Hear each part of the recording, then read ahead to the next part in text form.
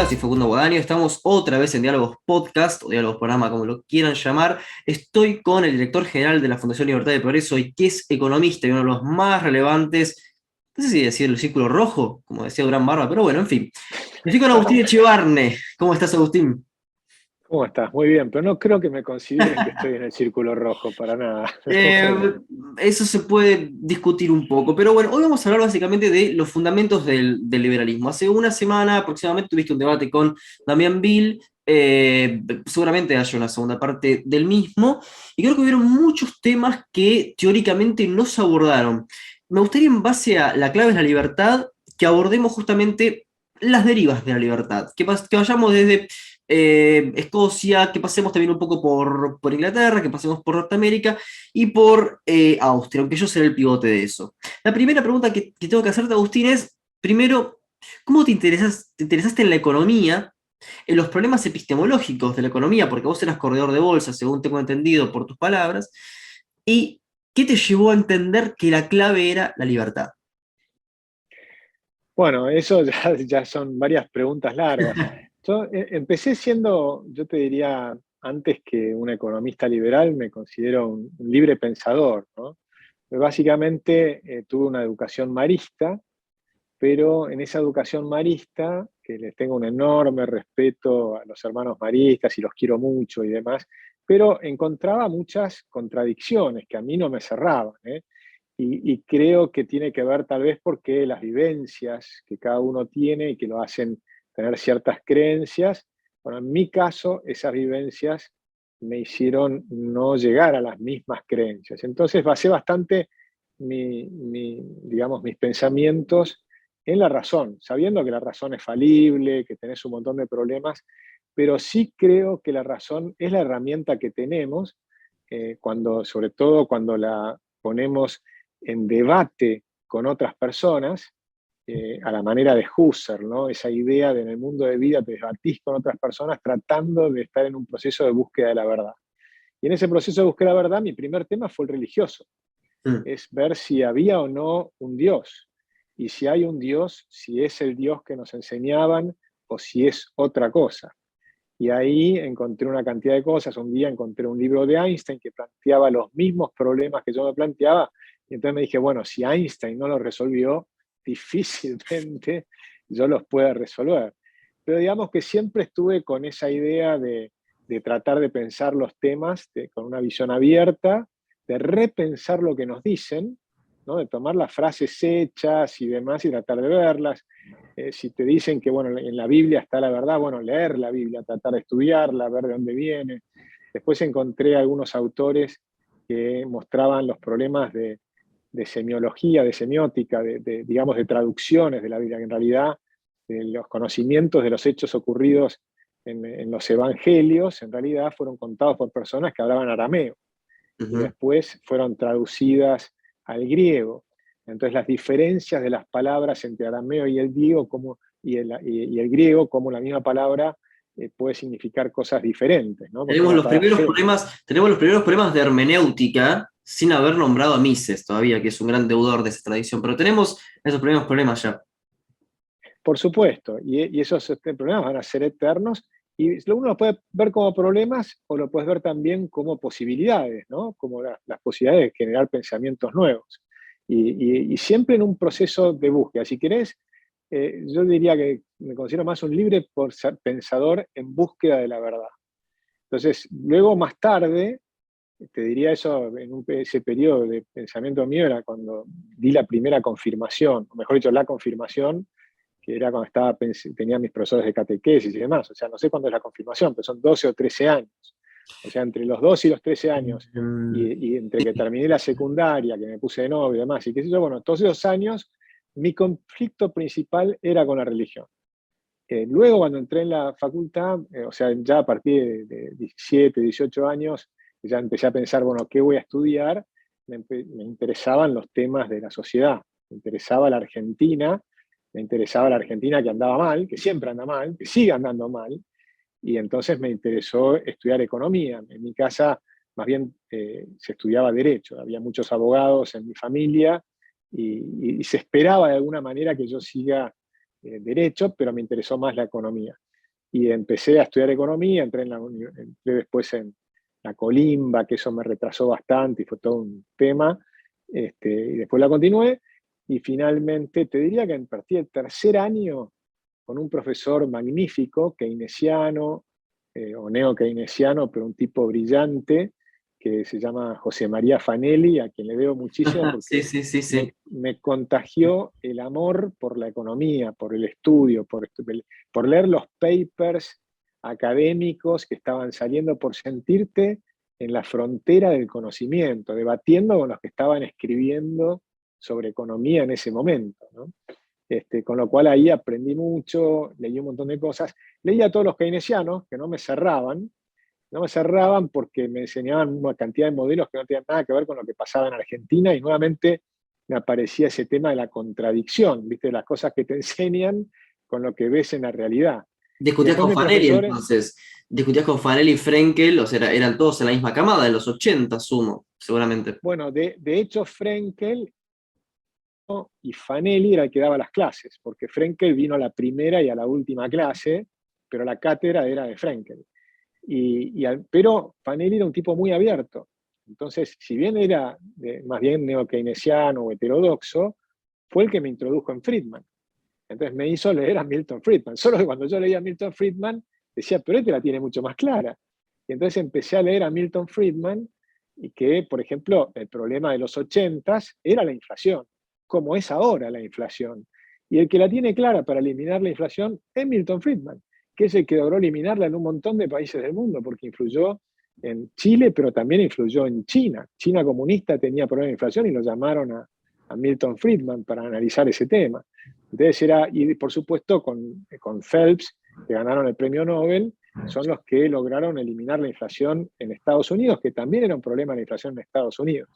Y sin embargo acá seguíamos con todos modelos econométricos y demás, y de control del Estado para tratar de frenar los precios y frenar la hiperinflación. Y mis profesores entraron al gobierno de Alfonsín, con Frenkel, Surruil, y todos ellos estaban, los heterodoxos entraron al gobierno de Alfonsín, pusieron en práctica sus ideas y terminaron en hiperinflación.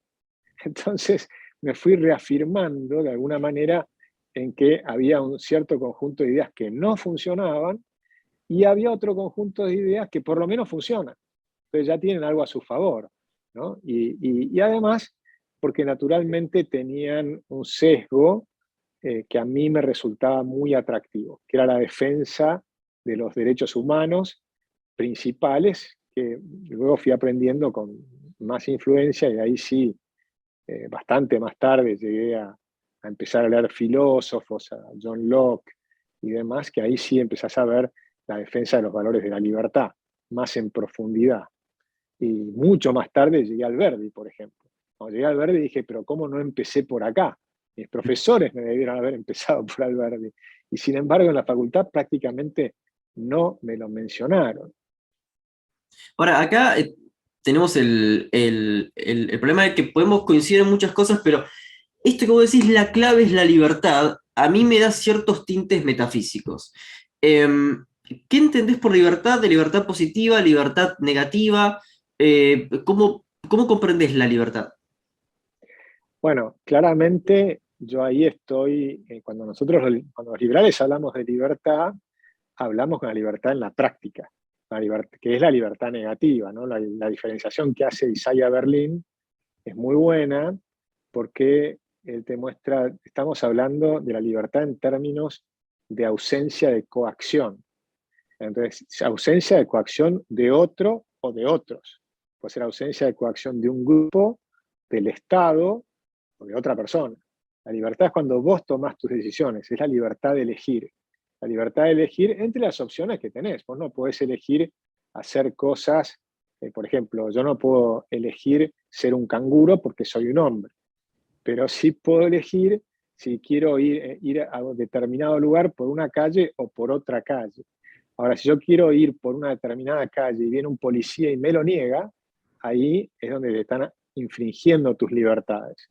¿Sí? Entonces, hablamos de que la libertad de nosotros es reconocer que una persona es dueña de sí misma, es soberano, los individuos son soberanos.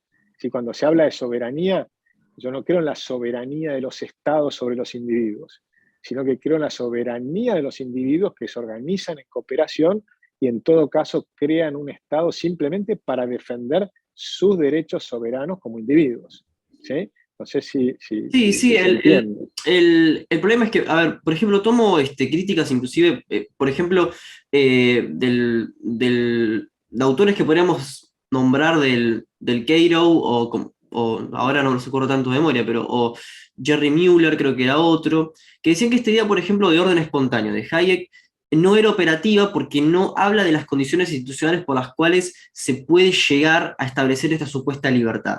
Por ejemplo, en el caso de la pandemia, no hay una libertad en todo caso de negativa de hacer tal o cual cosa, sino que tiene que haber efectivamente una institución que pueda proveer una expansión monetaria para que haya una transferencia directa para que la gente no se muera, prácticamente, aunque sea por un periodo corto.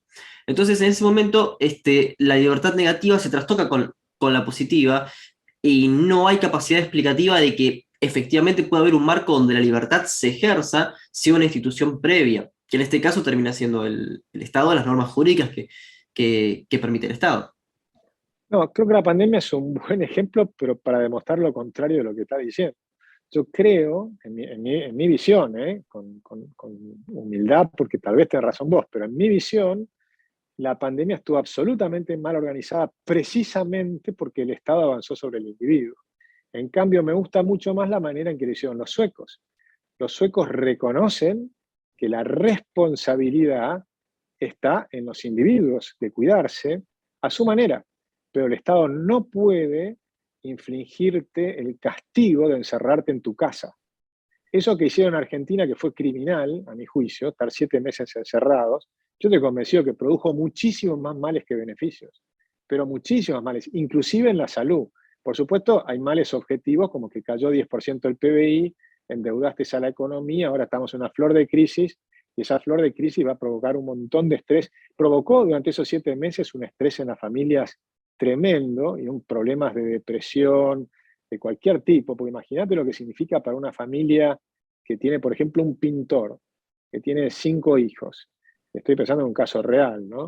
Uh -huh. Sí, Y sí. que trabajaba muy bien, y que tenía 2 chicos que laburaban con él, salían los 3 a trabajar, ganaba buena plata, tenía su auto, su casa, y demás, y de pronto le bajan los ingresos a cero. Y después le dan el IFE, que es apenas un mini subsidio para una persona pobre le alcanza, pero no para una persona que tenía ingresos razonables y que venía creciendo y demás. Los hicieron pelota. El estrés que le pusieron a esa familia es tremendo y por supuesto les genera problemas de todo tipo, inclusive de salud. Entonces, cuando el día que alguna persona haga un estudio real sobre ese tema, se van a dar cuenta que los países que hicieron lockdowns, o sea, cuarentenas largas y ya fue un desastre total.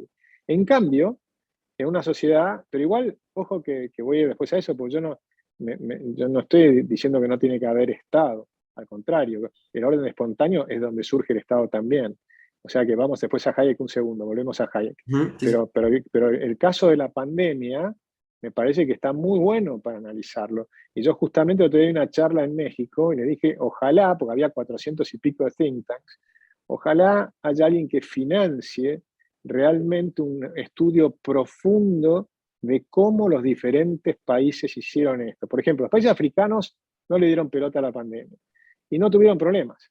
Y entonces la OMS dice que es porque tenían la vacuna contra la tuberculosis y que eso funcionó. Y eso me suena tan raro, tan poco profesional, ¿viste? Decir que entonces resulta que la vacuna contra la tuberculosis funcionaba Bueno, la contra nueva el... variante, la variante, no recuerdo si beta o delta, eso había sido justamente en Sudáfrica, así que sí, hubo problemas en el continente africano. Sí, sí. Bueno, la nueva variante justamente no tuvo ningún problema. Fíjate que nadie murió con esa nueva variante. Es una gripe como cualquier otra. Entonces, fíjate cómo te manipulan la información. Nos asustaron a todo el mundo con la variante Omega, no me acuerdo cómo se llamaba ya, pero Omega, no sé qué nombre le pusieron, porque le van poniendo tantos nombres, hay tantas variantes, pero en realidad yo la tuve, como la tuvieron miles de personas, y fue menos que un resfrío común. En mi caso fue un poquito de dolor de garganta. Ahora conozco a una persona que la tiene en este instante, y le pregunto todo el tiempo cómo te sentís. No, fiebre no tuve. ¿Y qué sentís? No, bueno, estoy un poco cansado. O sea, menos que yo he tenido gripes antes de todo esto, Y todos los años, hasta que me empecé a poner, yo no soy antivacuna, yo me pongo siempre la vacuna contra la gripe, y a mí todos los años me agarraba una gripe que me dejaba una semana en cama, con 38,5 de fiebre. Eso era normal. Lo que pasa es que no salía en el diario.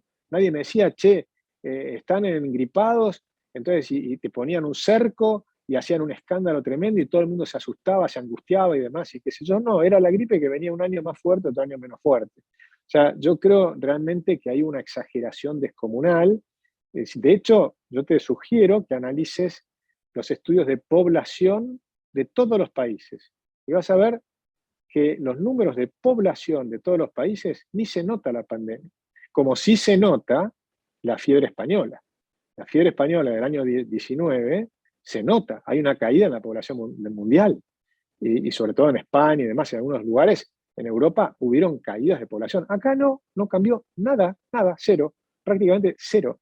Sí, siempre hay mini variaciones, pero esta fue una mini variación original.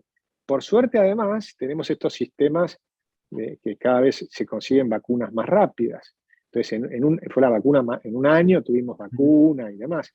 Pero aún mientras no tuvimos vacuna, la verdad es que el impacto fue muy breve. Lo que sí hubo fue un escándalo impresionante y mayúsculo que asustaron a todo el mundo.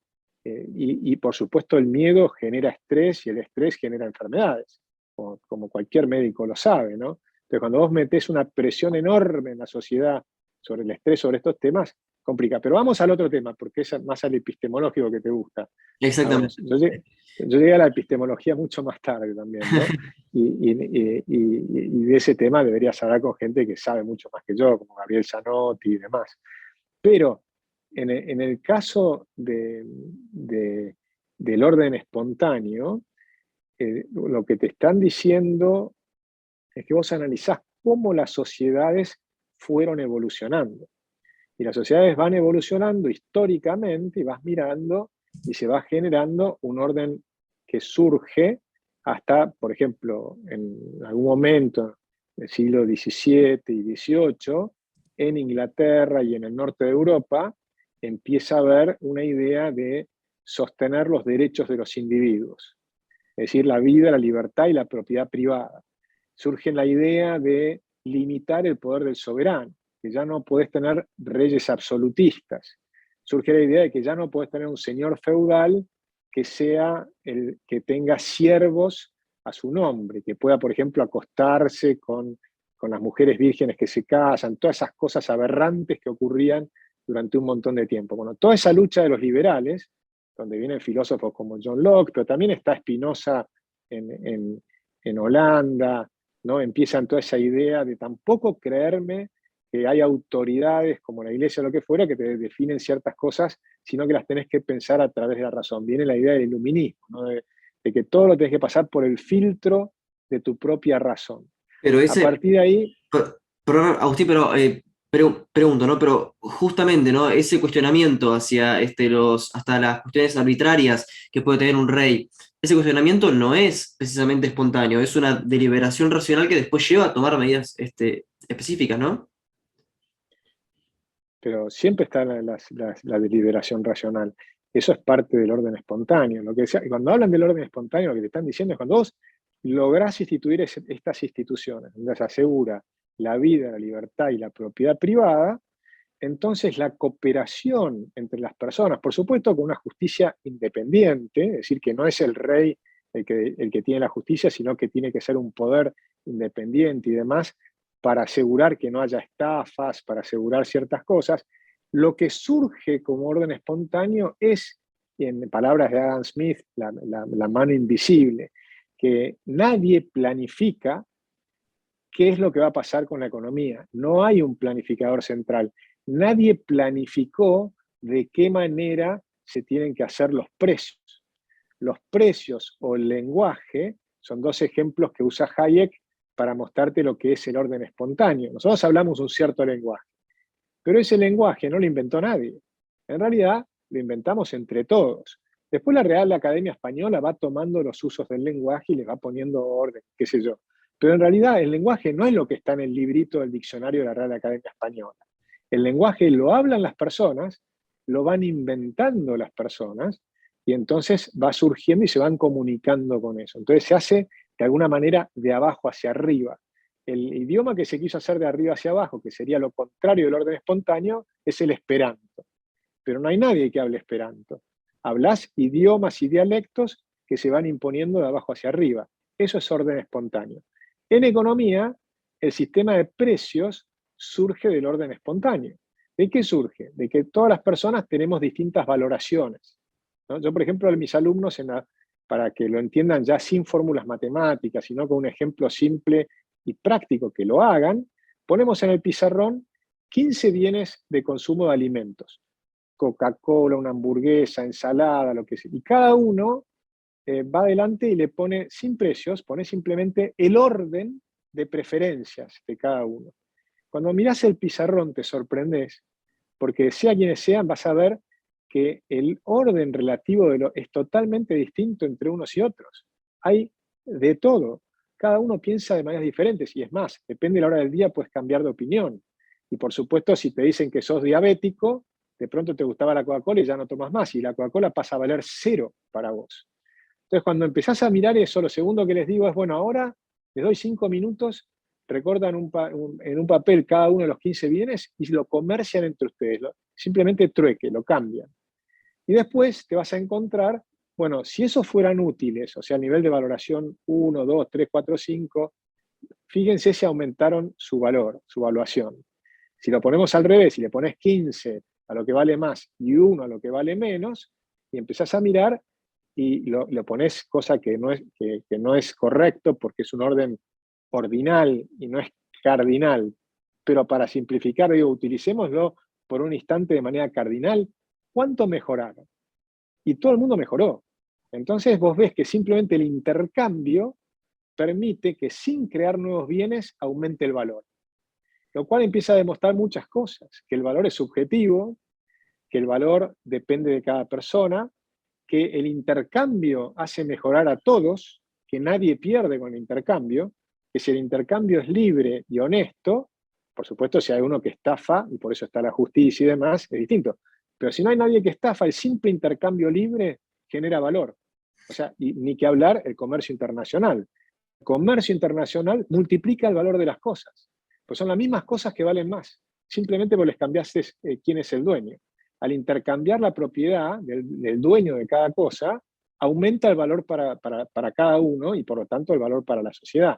Y todo eso es orden espontáneo, no lo planifica nadie, va de abajo hacia arriba. No, claro, no me estaba refiriendo específicamente al sistema de precios, sino que me refería a otras consecuencias del orden espontáneo, ¿no? Que me gustaría saber cuál es tu evaluación sobre la división que hace Hayek, y ya cerrando con Hayek, porque tampoco es una conversación sobre Hayek, pero sobre Cosmos y Taxis, ¿no? ¿No te parece que es un poco, es decir, cualquier intervencionismo en lo que sería para Hayek el Taxis va a llevar a la larga al autoritarismo y el Cosmos no? Cuando, a ver, ninguna intervención estatal, por ejemplo, él pone, bueno, básicamente a los estados de bienestar. Es como decir que, no sé, que Clement Attlee o que Churchill fueron después totalitarios cuando estuvieron muy lejos de eso. ¿No te parece un poco exagerado ahí como lo lleva Hayek? Yo creo que Hayek alerta sobre algo que es muy importante, y que es que hay que entenderlo también en su momento histórico, pero yo creo que ahora mismo es muy valiosa la enseñanza de Hayek, cómo el estado de bienestar puede tender al totalitarismo, y de hecho está ocurriendo. Los estados están creciendo tanto que van avanzando sobre las familias. El estado de bienestar avanzando sobre las familias. Y cada planificación del Estado, cuanto más planifica el Estado, más difícil se hace la planificación para el individuo. Te puedo poner 1000 casos, pero por ejemplo, el estado de bienestar surge con Bismarck, con una gran estafa que es la jubilación obligatoria. Entonces, la jubilación obligatoria en la época de Bismarck, él pone la jubilación, a la gente le saca la plata durante sus años productivos y se las devuelve a la vejez. Él puso que se los devolvía a partir de los 60 años o Porque nadie 62 llegaba a años. esa edad, porque nadie llegaba a esa edad, claro. Y el promedio de edad era los 47 años. Mm. Entonces llegaba muy poquito. Entonces él le sacaba la plata a todo el mundo durante un montón de tiempo y se quedaba y le pagaba a los viejos que sobrevivían a los 47 años durante unos años, este dinero. Le quedaba un montón de dinero. Todo ese montón de dinero lo utilizó para empezar el estado de bienestar. Y por supuesto ganar un montón de votos. Pero primero que se basa sobre un engaño, lo cual ya está mal. Desde el punto de vista ético, para mí es un error, es un engaño, como que la inflación es un engaño. El propio Keynes explica cómo solamente funciona la inflación si logras engañar a los ciudadanos. Está basado sobre la mentira. Entonces, para mí eso ya está mal. Pero además, cuando las pirámides poblacionales dejan de ser muy abiertas y pasan a ser chatas, todos esos sistemas de repartos además quiebran. Pero tiene un efecto mucho más dañino. Tiene un efecto dañino sobre las familias. Empieza a desligar a los abuelos de la familia. Cuando antes tenías las familias era el centro de la sociedad y tenías un montón de temas por los cuales tenías, digamos, incentivos para trabajar en conjunto con tus familiares. Tenías incentivos para tener hijos, porque tus hijos te iban a mantener, pues era lógico que vos los mantenías porque ellos te iban a mantener después a vos cuando sos viejo. Tenían muchos hijos porque además había altísima mortalidad infantil. Entonces, si se te morían más de la mitad, entonces necesitabas muchos hijos para que entre varios mantengan a uno. Y además tenías más probabilidad de que alguno te mantenga. Así que había toda una serie de incentivos naturales que nadie los planificó. En ese sentido es un orden espontáneo, que no hay ningún planificador estatal, ¿no? o ningún burócrata que se puso a definir cómo tenía que ser la sociedad. La sociedad se hizo de esa manera, naturalmente. No es que nadie la planificó. Cuando vos me lees a Fustel de Coulanges, que es un libro que te recomiendo, se llama Ciudad Antigua, que es Lo he leído, lindísimo sí, lo he libro. leído, sí, sí. Bueno, viste lo que es ese libro, es una maravilla. Pero vos lees lo que era lo mismo pasaba en la India, en Grecia, en Roma. Eso no es que alguien planificó la familia de esa manera, sino que la evolución de la naturaleza humana fue llevando a que las familias pasaban a ser un centro importante. Todo lo que avance del Estado va destruyendo las familias. Por ejemplo, Thomas Sowell, que es un gran sociólogo, economista negro norteamericano, te va mostrando cómo el sistema de bienestar, el estado de bienestar, fue destruyendo a las familias negras en Estados Unidos. Cuanto más estado de bienestar hay, menos familia hay. Y después resulta que los hijos de familias monoparentales son los que tienen más problemas, son los que tienen más inclinaciones al alcoholismo, al tabaquismo, a la delincuencia, y está totalmente estudiado. Lo puedes leer en Sowell. Entonces, el avance del Estado sobre las familias, yo creo que es algo negativo. Creo que es algo negativo para los seres humanos, para las relaciones humanas, para la educación, para todo. Entonces, ahí hay un claro indicio. Y además, cuando el Estado va creciendo, es como que tiende cada vez a crecer más y no tiene límite. Incluso, por ejemplo, si vos tuvieras un país rico como Europa, los países ricos ya no tienen sentido cuando la gran mayoría de la población, el 95% de la población, tiene ingresos altos, que es lo que pasa en Europa. Cada uno puede pagarse su propia educación, cada uno puede pagarse su propia salud. Entonces, ¿cuál es la excusa para tener salud pública, educación pública?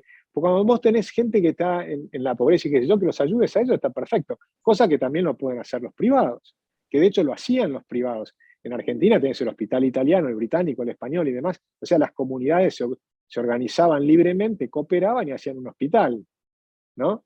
Y el hospital, ¿hola? Sí, sí, volvió. Se te había cortado la Eh, cámara, pero por unos segundos.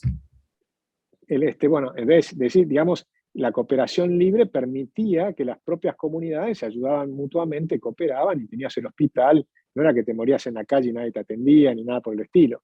Y No los tenía sindicatos plata, y los igual ibas gremios, al hospital. pero los sindicatos y los gremios ingresan también en esta dinámica de orden espontáneo, también, sí, Por ¿no? supuesto, Lógica, sí. claro. De hecho, hay todo un tema de los gremios y los sindicatos que es fascinante, la historia de los gremios y los sindicatos, cómo van evolucionando. El problema está cuando el Estado empieza a tratar de organizarlos de manera vertical, como Mussolini o Perón. Entonces hacen sindicatos fascistas, hechos de arriba para abajo, verticalistas. En cambio, nuestro primer presidente de la primera junta, que era Cornelio Saavedra, antes de la revolución, cuando era funcionario español, en la audiencia, él defendía la creación de los gremios. Pero decía una cosa muy fascinante. El tipo decía, porque viste que estaban los gremios de los plateros y demás, y se dividían entre los criollos y los no sé qué, y después estaban los libertos, que eran los que habían sido esclavos y que se liberaban y querían trabajar y los gremios no lo dejaban, porque entonces él decía, no, el derecho a gremiarse es de cualquier persona. Y llega a decir que incluso es de un único individuo. Es decir, que podrías ser el gremio de vos mismo, digamos, de alguna manera, Por eso es para poder... casi unilateral, ¿no? Es como, es un poco complejo, ¿no? En ese sentido. No, lo que está diciendo es que tenés libertad de asociarte, que está en nuestra Constitución, la libertad de asociarte con fines útiles. Entonces vos lo que no podés hacer es, dado que yo me afilié, me junté con un grupo de gente y somos el gremio de los plateros, ahora les prohibimos a todos los demás hacer el mismo oficio que nosotros. ¿Entendés? Y eso que en el año 13 es la abolición no es la abolición de los gremios, es la abolición de la prohibición de que otras personas hagan estas cosas. Pero, por ejemplo, me junto con los economistas y los que no estamos acá no podemos ejercer de economistas. Bueno, eso está mal. O sea, cualquiera que quiera ejercer de economista puede, y el mercado es el que tiene que decidir, te contrata a fulano o a mengano. Y si una agremiación quiere decir, bueno, yo te doy un sellito de que te apruebo que vos sos un buen economista dicho por esta agremiación, perfecto. Ahora, si vos querés tener, por ejemplo, se agremian, suponte que hoy la UBA está bastante inclinada o sesgada hacia el keynesianismo, y te dan el sellito de que vos sos el mejor economista keynesiano, perfecto.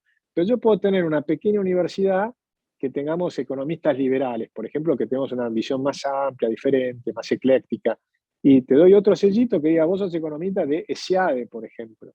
Pero nadie te puede decir que vos estás obligado a contratar economistas de la UBA, economistas de SIADE. A eso me refiero, ¿no?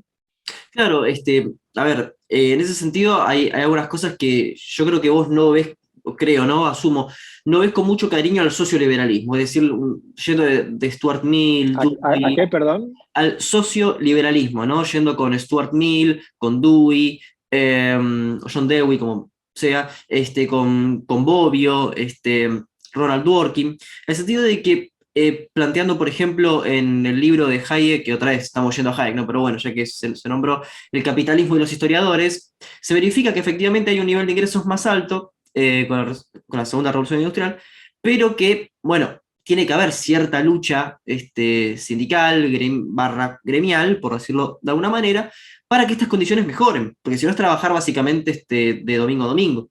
Entonces, ahí, ¿cómo surge esta cuestión de porque yo sé que a vos el término capitalismo no te gusta, en un libre mercado, entre comillas, que el patrón no dicte las reglas siempre, es decir, que los obreros también luchen por sus derechos de trabajo? ¿Cómo entra esto? ¿Es orden espontáneo, Bueno, el mercado?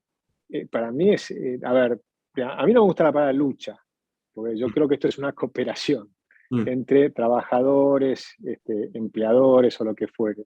Yo he tenido empleados y que yo y jamás lucharon contra mí ni yo contra ellos, eso no existió. Tenemos un sistema de cooperación. De hecho, mis empleados me terminaron comprando mi empresa y hoy han ganado mucha plata y demás, porque yo me dedico ahora a las ideas, ¿no? Y demás. O sea que no lo veo eso.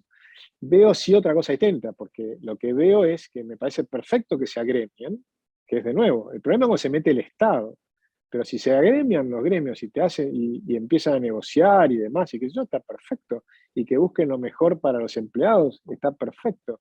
Si dicen, bueno, nosotros consideramos que si negociamos todos juntos vamos a negociar mejor, tienen el derecho a hacerlo, claro, tienen derecho a hacerlo. yo me No refiero hay problema de eso. a pulir algunas cosas, ¿no? Que por ejemplo a mí no me quedan, la verdad que no me cierran. El artículo de Friedman del 71, ¿no? De que la responsabilidad social del empresario es maximizar su ganancia. Eso es casi individualismo y básicamente un marco de maximización de ganancias muy rígido en ese sentido, como los sindicatos y la lucha de los trabajadores por derechos reconocidos, que bueno, históricamente ha sido así, parece que Friedman la ignora ahí, ¿no? No la ignora. De hecho, no, porque hay que entender qué está diciendo Milton Friedman. Milton Friedman te dice que porque hay una discusión de la responsabilidad social empresaria, ¿no? Entonces, cuando empieza toda esa idea de la responsabilidad social empresaria que dice que los empresarios tienen que tener, por ejemplo, los dueños de las empresas, los que manejan las empresas, tienen que tener en su cabeza no solo al accionista, dueño de la empresa, sino también a los otros stakeholders. Entonces, en ver qué pasa con la comunidad, con esto, lo otro. Y Milton Friedman dice, no, la responsabilidad es que vos ganes plata, éticamente, siempre agrega éticamente. Vos no podés ganar plata que no sea éticamente. Pero mientras sea éticamente, lo que ya estás haciendo es espectacular, porque una empresa genera bienes y servicios. Por lo tanto, ya estás generando lo mejor que podés generar para una comunidad. Por ejemplo, alimentar, entonces vas a generar una cadena alimenticia, o producir autos, o lo que fuere. Ya estás haciendo una tarea tremenda en que tu empresa funcione bien, gane plata y por lo tanto vas a crecer y por lo tanto vas a dar empleo y por lo tanto vas a pagar buenos salarios. Y fíjate que, por ejemplo, Rockefeller pagaba los mejores salarios del mercado. O sea, las empresas grandes suelen pagar los mejores salarios del mercado. Si después Rockefeller, cosa que hizo, donó el 50% de su fortuna, está perfecto. Pero es el señor Rockefeller el que no dona la fortuna. Si la dona la empresa, está haciendo un mal servicio, un mal uso de los fondos. El uso de los fondos tiene que ser para que la empresa funcione bien. Creo que eso es lo que quiere explicar Milton Friedman y yo comparto. Por ejemplo, si Elon Musk o, o Steve Jobs o Bill Gates donaran el 100% de su plata, el mundo estaría peor, no estaría mejor. ¿Me entendés? Porque si vos mucho peor si lo hace el Estado. Si el Estado le saca la plata a Elon Musk, le sacás, no sé, 30.000, 50.000, 100.000 millones de dólares a Elon Musk y los regalás, ¿vos crees que el mundo va a estar mejor? No, va a estar mucho peor. Si esa plata la administran los políticos, en lugar de administrarla a Elon Musk, el mundo va a estar definitivamente mucho peor. Porque Elon Musk está pensando en qué cosas puede hacer para mejorar, en qué cosas puede hacer para vender un buen producto. Bueno, él, en el caso de Elon Musk, no sé si es mejor porque quiere ir a Marte, ¿viste? Y tiene una Claro, por cosa que eso, no sí, sé, no, pero, que habrá que ver. Pero digamos, por ejemplo, Steve Jobs, que inventó la idea de que yo pueda tener ahora un celular en la mano hablando contigo. Bueno, y que este celular sea espectacular, ¿no? Que tenga la posibilidad de acceso a la información y a la comunicación mejor que lo que tenía el presidente de los Estados Unidos en el año 2000. Hoy, vos y yo tenemos en nuestra mano mayor acceso a la información y a la comunicación de lo que tenía el presidente de Estados Unidos en el año 2000. ¿Te das cuenta de lo que significa eso? Es tremendo. Es lo más democrático que se te pueda ocurrir. Es espectacular. Si un empresario, en lugar de hacer esto, que va a proveer un cambio para la humanidad increíble, distrae su atención y empieza a pensar en otras cosas, como por ejemplo, no sé, mejorar el agua en África o lo que fuere, que está perfecto hacerlo, pero no es lo que tiene que hacer. Si lo hace porque le interesa, porque quiere hacer eso, ¿no? Está perfecto, porque creemos en la libertad. Lo que no puede ser es que alguien lo obligue a hacerlo. En cuanto alguien ingresa a la esfera de la persona y lo obliga a hacer eso y demás, ahí la pifia. O cuando creen que hay una cierta responsabilidad social del empresario que es distinta a la de su empresa, también la pifian. Porque el empresario lo que está haciendo es espectacular. O sea, nadie hace una cosa más espectacular que los empresarios, porque los empresarios son los que han eliminado el hambre, son los que han permitido crear todos los bienes y servicios que tenemos, que han generado todas las innovaciones. Lo que defiende Milton Friedman es que la gente comprenda eso, lo que es un emprendedor, lo que es un empresario, que ya ahí está todo. Porque no necesitas dar planes sociales, necesitas más empresarios que creen empleo, no, es que yo que no creo que demanden nadie niegue, empleo. no, es que yo no creo que nadie niegue el problema de los empresarios, y creo que ahora está haciendo el caso, bueno, está metiendo el concepto de empresarialidad de Kirchner, no Kirchner, Israel Kirchner, para que nos esté escuchando, barra viendo, pero acá es como que parece no Sí, haber y anterior a asimetrías. Kirchner hay varios que hablan de este tema, Schumpeter, una cantidad. Pero eso es una de las cosas que Marx no logró ver. Marx no logró comprender el valor del empresario. Es un tema, pero crucial. Yo Y, diría que sí. Diría que Marx, justamente con lo que citaste el otro día con el manifiesto comunista, creo que Marx reivindica al empresario justamente como bastante revolucionario. Pero antes de eso, yo lo que quería decir es que parecería como que esta cuestión del empresario quita, por ejemplo, asimetrías de información. Yo estudié el caso de Uber y es un grave problema porque los mismos conductores tienen el inconveniente de que pueden ser robados por cuentas falsas que el sistema no maneja, porque no les informa el lugar a donde van, sino al partido al que van.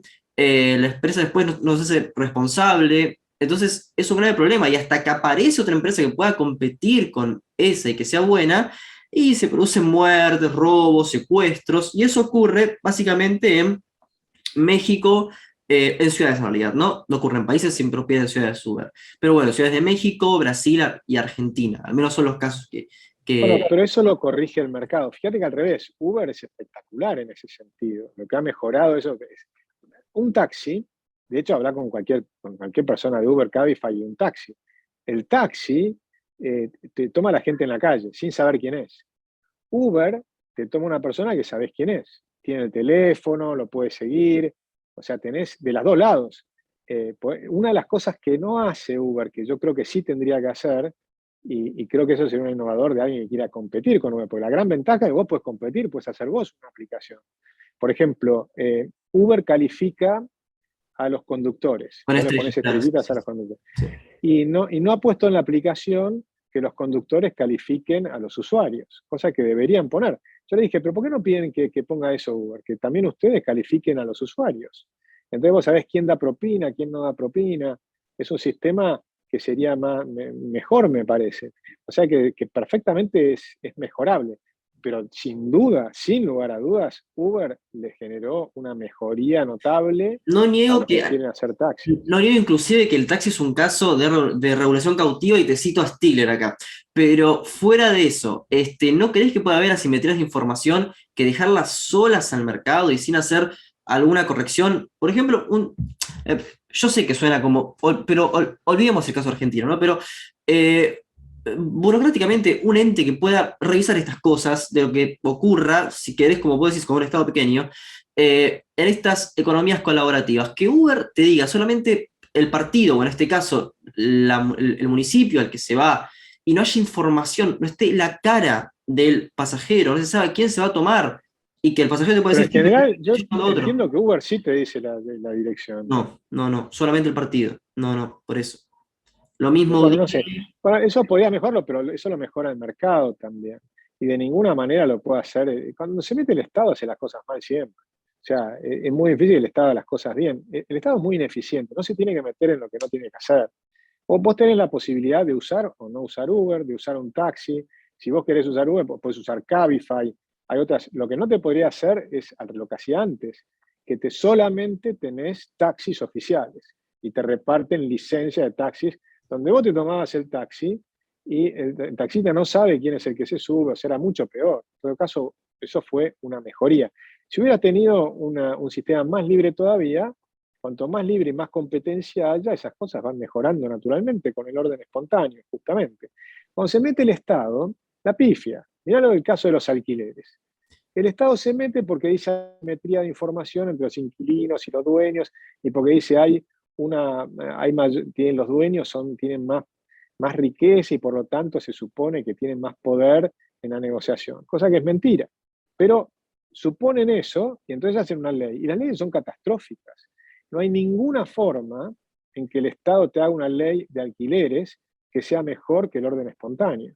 El mercado de alquileres es un mercado absolutamente donde tenés mucha oferta de personas que tienen departamentos y un montón de gente que quiere alquilar.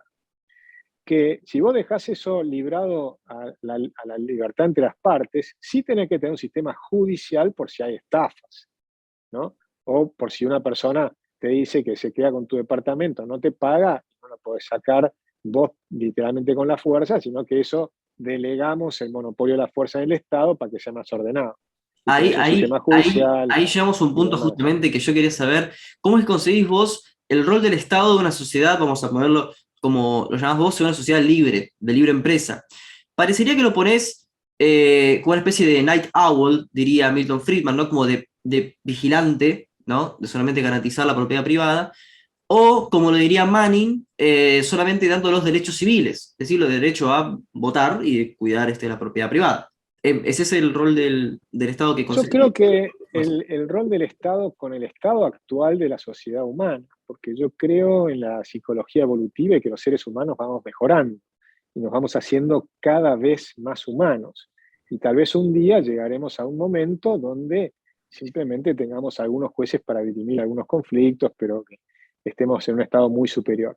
En el nivel actual, o el que empieza en el siglo XIX, el Estado tenía un primer rol fundamental, que es el de la defensa, como lo tienen hoy los ucranianos. Claro. O Sí, sea, sí. si bien tenés un Putin enfrente que quiere ocupar tu territorio, más te vale tener un ejército bien organizado, porque si no vas a ser esclavo de un personaje externo. O sea que la defensa claramente es un rol.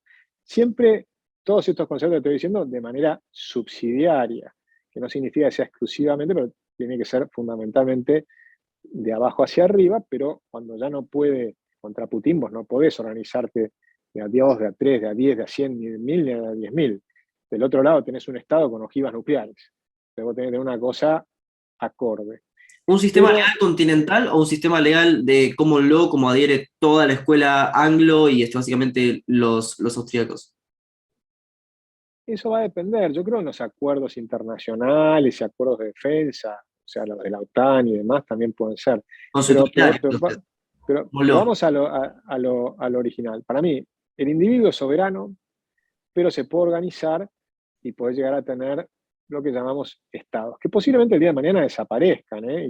A mí me encantaría que el día de mañana haya, por ejemplo, o cosas más pequeñas, que sean ciudades alternativas en un mismo país, tengas distintas ciudades y hay una ciudad socialista, entonces vos que estás en Argentina, pero que viene el socialismo, puedas, y que determinada sea socialista, y otra que sea mucho más libre y liberal y con bajísimos impuestos, y vos elegís. A vos te gusta un Estado con altos impuestos y qué sé yo, bueno, elegís y vas. Pero si vos querés estar en una ciudad libre con bajísimos impuestos y una enorme libertad, preferís esa. Vos sabés que en la primera va a venir la pandemia y te van a encerrar cuando el Estado quiera, qué sé yo. En la otra te van a dar la información, pero cada individuo se va a defender a su manera. Es decir, vos tenés un local y vas a decir, che, acá ingresan o no ingresan con barbijos, o lo que fuere, pero vas a tener libertad. Y yo privilegio la libertad incluso sobre la seguridad. O sea, para mí la libertad es clave, es el objetivo. Entonces no puede ser que por seguridad no se eliminen las libertades. Vos al revés, podés tener alguna, si te estás enfrentando a Putin y te está invadiendo, en ese momento, ahí tenés esos momentos excepcionales y tienen que ser totalmente excepcionales donde rigen algunas cosas. Pero fundamentalmente son defensa, seguridad y justicia. Ese es el rol fundamental del Estado. Por supuesto, yo aplaudo lo que hizo en su momento Avellaneda y Sarmiento, ¿no? Que fue darle un impulso a la educación pública. La educación tiene que ser fundamentalmente subsidiaria, es decir, que primero tiene que ser de la familia, si lo es, porque de hecho todos empezamos a educarnos en la familia, y vas aprendiendo de manera rapidísima en la familia hasta que entras en la escuela y empezás a aprender mucho más lento. ¿No? Eso es así siempre. O sea, aprendiste a hablar, lo que sea, que yo siempre aprendés mucho más rápido en tu familia, cuando tus padres se ocupan de vos y te dan mucha bola, hasta que te meten en el jardín y ahí, bueno, empezás a aprender mucho más lento. Por eso yo no creo para nada en estas cosas que hizo, por ejemplo, Esteban Bullrich y demás, que quería empezar obligatoriamente el jardín de los 3 años. O sea, que es potestad del Estado sacarte a los chicos a los 3 años. Eso me parece un absurdo total, porque de nuevo, yo creo en la soberanía del individuo y por lo tanto la soberanía de la familia por arriba del Estado y el Estado de manera subsidiaria. Otra cosa diferente es que, por ejemplo, tengas un sistema de vouchers. Yo lo aplaudiría. O sea, que el Estado a la persona que no puede educarse lo ayude pagándole la educación, pero yo quiero devolverle a los padres el rol, la posibilidad de elegir la educación de sus hijos. ¿Sí? Eso me parece que es clave, que sean los padres los que eligen la educación de sus hijos y no que lo elija el burócrata, que no sea el burócrata el que elige la currícula, que sea cada colegio y los padres eligen el colegio. Con lo cual, eso te cambia completamente la manera de ver la educación. Esto está muy discutido desde el propio siglo XIX, cuando ya le alertaban, cuando empezaba la educación pública, ojo, porque van a educar a tus hijos. Y vos le estás dando a las otras personas que decían sobre la educación de tus hijos, eso es peligrosísimo. Y de hecho lo ven en Argentina. Han destruido el sistema educativo. Y están educando a los chicos de una manera que no les sirve, que van a tener generaciones de chicos frustrados, ¿no? Y que van a tener miles de problemas. Los están educando para vivir de un cheque del Estado. Hablan del salario universal, que para mí es una aberración ética.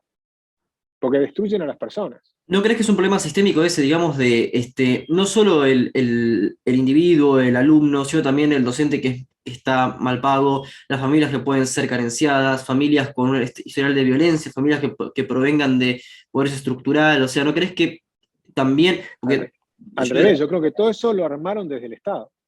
Todo eso ocurre porque se metió el Estado de la manera que se metió el Estado, porque antes no era así. Entonces, eso lo hicieron cuando el estado de bienestar empezó a crecer, porque la educación hace 100 años atrás era todo lo contrario. Los maestros eran respetados, o sea que la palabra maestro viene de grande y ministro viene de pequeño. O sea, el maestro era respetado. Ahora lo devalúan al maestro y lo llaman docente, o lo llaman trabajador docente, peor todavía. ¿Viste eso?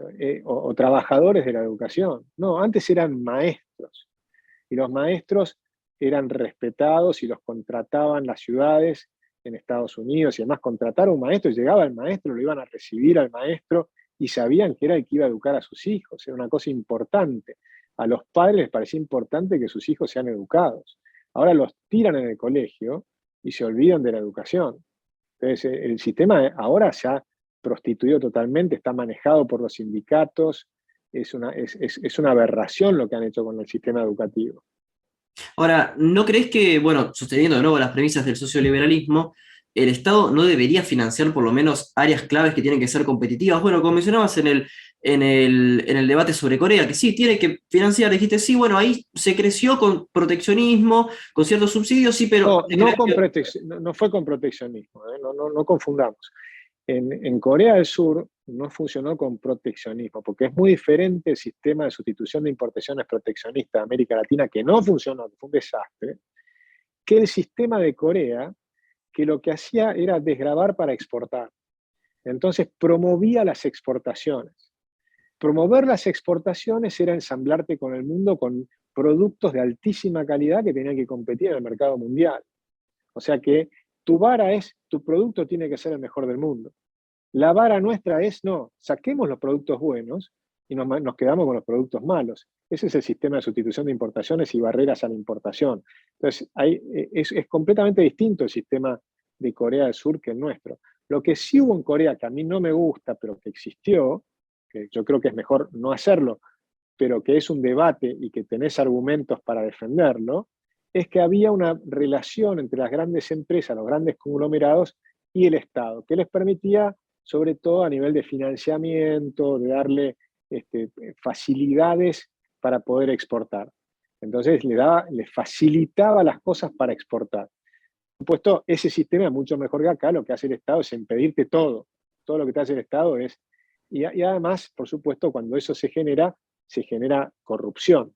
Cuando el Estado decide con plata ajena, con billetera ajena, se genera corrupción. ¿Cómo lo solucionaban eso en Corea? Le ponían una bala a la persona que era corrupta. Entonces tenías un tipo que lideraba de manera muy autoritaria y lo matabas al tipo que era corrupto. Sí, pero también Entonces pasa ahora logró... a ver, ahora también subsidian a Tesla, o sea, sin bala, o sea, en ese sentido. Bueno, yo estoy en contra de los subsidios. Estoy en contra de los subsidios. Y creo que cuando hay subsidios hay corrupción. ¿Por qué subsidias a uno y a otro no? O ahora intervenís en el Estado hoy, frenando algunas importaciones sí y otras no. Y ahí vienen los amigos, los kioscos y la corrupción, eso es natural. Mientras que la libertad de la competencia es lo contrario, o sea que la libertad siempre es mejor. Y si mirás el caso de los 4 tigres asiáticos, el mejor caso de todos fue el más libre, que fue Hong Kong. Hong Kong no tenía nada, absolutamente libre, no tuvo ningún sistema de promoción de exportaciones ni nada, exportaba de una manera descomunal, importaba también de manera descomunal, porque era totalmente abierta a las exportaciones y las importaciones, y tuvo un éxito notable, muy superior a todos los demás. O sea que siempre es mejor la libertad, pero hay sistemas que funcionan, que yo trato de ser Mm. objetivo y no dogmático. Entonces miro el caso de Corea y te digo, pará, si somos Corea, yo aplaudo también, porque Corea funcionó y tiene un Sí, no, montón de no, cosas es interesantes. que, es que el tema con Hong Kong está, por ejemplo, en los pisos que son, por ejemplo, uno, ¿no? De los casos. Son tan caros, es tan caro vivir en Hong Kong que los pisos son muy caros y se vive básicamente en una habitación chiquitita. Viven ahí familias. Entonces es como que siempre va a Bueno, haber Hong Kong, porque Hong Kong lo que tuvo es que tuvo un éxito notable y es un lugar muy pequeño, es una ciudad, y entonces lo que tuvo es una inmigración enorme de la China. Pues recordemos que Hong Kong es China, simplemente que era un pedazo de China libre. Entonces, del otro lado tenías la China comunista, que era una aberración, entonces la gente se escapaba de la China comunista y se iba a Hong Kong. En Hong Kong se enriquecía, pero como hay poco espacio, los departamentos son muy caros, es oferta y demanda, pero también los salarios son muy caros. O sea, ganan mucha plata, ¿no? Y la gente que va a Hong Kong puede pagar esos espacios, pero es verdad que viven en lugares chicos, porque hay poco espacio y es oferta y demanda. Entonces, es muy caro vivir en Hong Kong, eso es real. Bueno, ahora para ir cerrando, porque sé que tenés un evento ahora muy pronto. Pero suponte que vos agarrás en Hong Kong y pones al Estado que le pones límite. Una ley de alquileres y te frena el precio de los alquileres porque dicen esto tiene que ser más barato, no puede ser que sea tan caro. En ese momento deja de haber inversión para hacer edificios. Entonces lo que vas a tener va a haber gente que no va a encontrar lugar. Si los precios de los alquileres son caros es porque necesitas construir edificios. Si hay poca tierra, el precio de la tierra aumenta. Pero la oferta y la demanda siempre te generan una situación mejor. En cuanto haces en Argentina una ley, porque también has hablado de este tema, de alquileres, y te inclinás por los inquilinos en contra de los dueños, en vez de hacer una cosa justa, te inclinás en favor de uno porque suponés que la situación de la libre competencia es injusta, de alguna manera, vos creés que lo puede hacer mejor, y entonces ponés leyes que favorezcan, entre comillas, al inquilino. ¿Qué va a pasar? Que los dueños van a ganar menos plata. Si los dueños ganan menos plata, entonces va a haber menor inversión. Si hay menor inversión, va a haber menor oferta de departamentos. Y por lo tanto, a la larga, los precios alquileres aumentan, no disminuyen. Entonces, no hay ninguna forma de tratar de mejorar a los inquilinos que no sea tratar con justicia a los dueños. Porque si vos no tratás con justicia a los dueños, vas a tener menor inversión y menores. Y después vienen del Estado y te dicen que, bueno, como no funciona nada de lo que hacemos, queremos mejorarlo y regalamos viviendas. Entonces el Estado regala 40.000 viviendas. Pero resulta que el déficit habitacional son de 3,5 millones de personas.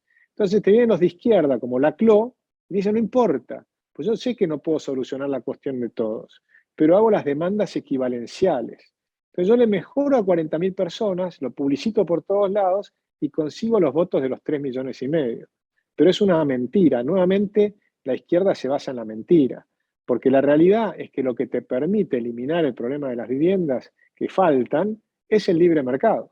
Entonces, en los lugares donde hay libre mercado, vos podés tener acceso a la vivienda con créditos a 30 años al 3% anual. Bueno, ahora está subiendo porque están subiendo las tasas en Estados Unidos, pero en general con tasas muy Como pequeñas. pasó en el 2008, como pasó en el 2008, pero es otra discusión, porque también lo vamos... No, pero es la misma discusión. El 2008 ocurrió por el exceso de intervención del Estado, porque interviene con la Reserva Federal, te baja las tasas de interés a cero y genera una burbuja inmobiliaria que después se pincha y después salen a rescatar. O sea, los errores del Estado te van generando cada vez mayor intervención. Las intervenciones del Estado suelen hacerse muy mal. Primero porque los economistas no sabemos cómo funciona todo esto. O sea, lo que dice Hayek en The Pretense of Knowledge, en el discurso donde gana el premio Nobel, es que hay dos tipos de economistas.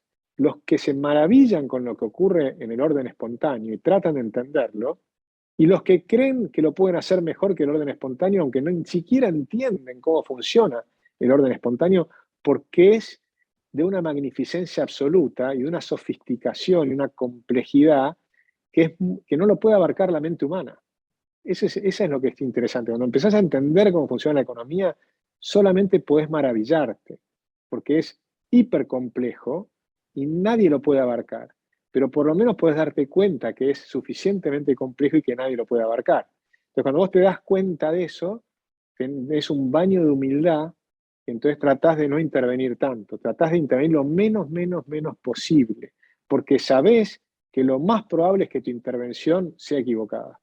Ahora, para ir cerrando, ¿no? Porque a mí, he visto cuando se reproducía el debate, algunos comentarios un poco absurdos sobre que te estaban diciendo, vos dijiste, no, yo sí quiero Estado, y te decían, uy, no, pero ya es una cosa menos. Es decir, parece que aparece una visión bastante sectaria en la cual es con o sin Estado, y si no sos un comunista, lo cual, bueno, claro, hay toda una tradición, y bueno, Esos son dogmáticos, que se llaman los anarcocapitalistas dogmáticos.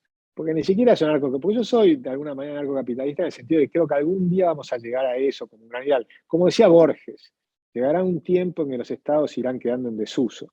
Pero mientras tanto están los estados y tenemos que tratar de que funcionen lo mejor posible. Pero también tenemos que demostrar que históricamente han funcionado. O sea, históricamente la humanidad viene evolucionando de manera espectacular, porque ha mejorado en todo sentido. Nos podemos quejar por un millones de cosas, pero sacando casos excepcionales como Venezuela, Argentina, Cuba, es decir, países fracasados y demás, el resto de la humanidad ha mejorado de una manera notable, ¿no? Ha bajado la pobreza, ha bajado la mortalidad infantil, aumenta el consumo de calorías per cápita en todos los continentes, es decir, incluso ha bajado la violencia intrafamiliar, todo tipo de violencia ha ido reduciéndose. Entonces, cuando vos mirás los datos en general, tomás 200 años, la mejoría es espectacular. Los estados de lo que llamamos democracias liberales, con estas instituciones donde tenés división de poderes, que nadie sea demasiado poderoso, que te gobierna el rule of law, es decir, que te gobierna la ley y no una persona, sino Ujú. que las leyes están por encima de las personas, donde funciona todo este esquema, con sus más y sus menos, con algunos países que tienen más impuestos, otros que tienen menos impuestos, uno que tiene que estar un poco más grande, un poco más chico, pero todos tienen libre comercio, moneda sana y demás, y que el resultado ha sido espectacularmente positivo.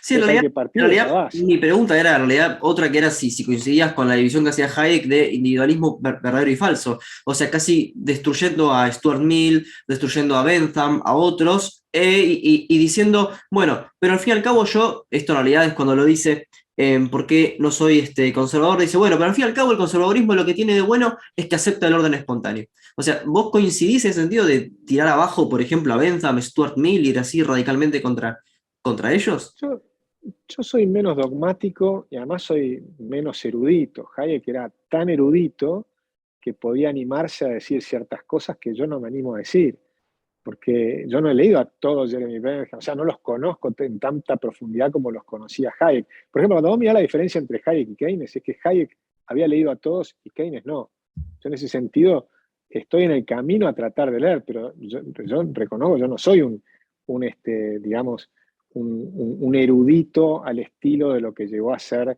Hayek. Hayek era un tipo de un tamaño descomunal. Yo simplemente trato de ir viendo y sacando lo mejor de cada uno. Y me voy armando una idea de cómo funcionan las cosas. Pero yo no soy quien para empezar a decir esto, ¿viste? De manera dogmática, estos me interesan, aquellos no. No, yo voy tomando, por ejemplo, Schumpeter, hay cosas que me parecen espectaculares, y no significa que esté de acuerdo con todo con Schumpeter, pero la idea que él tiene de la destrucción creativa, de la función del empresario, todo eso me parece súper interesante. Entonces yo lo tomo a Schumpeter. Y Bentham tiene cosas interesantes, ¿no? Y hay un montón que tienen cosas fascinantes que yo las voy tomando pero no lo tomo de manera dogmática. Creo que tampoco a Hayek hay que tomarlo de manera dogmática. Por ahora te diría que es de los pensadores que más sentido me hacen. Y me falta mucho todavía para entenderlo con la suficiente profundidad. Pero creo que hay una pista que me va diciendo por ahí va la cosa. Alberti, Hayek, Mises, Rothbard, Israel Kirchner, que nombraste vos, son todas personas, Isaiah Berlin, que tienen un nivel de pensamiento que me parece extraordinario, fructífero, que hay que leerlo y debatirlo. Y no necesariamente tienes que estar de acuerdo con todo, no tenemos que estar de acuerdo con todo. Claro, pues Tenemos que justamente estar, Isaiah Berlin se ubica dentro del socioliberalismo, con matices, ¿no? No es lo mismo Isaiah Berlin que Bobbio, pero bueno, también es dentro de bueno, pero a mí me gusta, bueno, pero Bobbio mismo tiene cosas interesantes. Yo creo que yo no soy dogmático, a mí me gusta el debate. Y creo que en el debate y en la interrelación me gusta mucho Husserl, ¿no? Esa idea de que la razón es limitada, toda nuestra razón es limitada. La tenemos que usar porque no tenemos otra herramienta superior a esa. Pero lo que es superior es la confrontación en el debate. Por ejemplo, una cosa que me preocupa mucho, hay un libro muy interesante que te recomiendo de dos psicólogos, Haidt y Lukianov, que es The Coddling of the American Minds. Ahora en Estados Unidos, en ciencias sociales, hay 10 personas de izquierda por cada uno de derecha. Cuando eso se produce, se acaba el debate y se pierde Y el debate académico es fundamental. Se acaba el debate porque al uno lo anulan, ¿no? Y empieza la teoría, la idea de la cancelación, de que este no hable porque me hiere a los oídos lo que dice. Cuando el debate es escuchar al otro que piensa cosas completamente diferentes, y eso es lo interesante, y que trate de argumentar y vos ir con los argumentos y no contra la persona. Entonces, Exacto. eso, y creo que vos lo haces muy bien en diálogos, ¿no? O sea, que creo que estás buscando eso y por eso a mí me emparenta mucho con lo que vos haces, porque creo que eso es fundamental.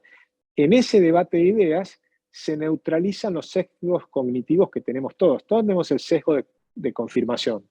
Buscamos en lo que leemos la confirmación de lo que pensamos, ¿no? Y los datos de lo que pensamos. Cuando lo presentás de manera honesta al debate intelectual con los que piensan distinto, es cuando se empiezan a neutralizar los sesgos, los de un lado y los del otro. Entonces queda, en las revistas académicas que funcionan bien y qué sé yo, va quedando lo mejor.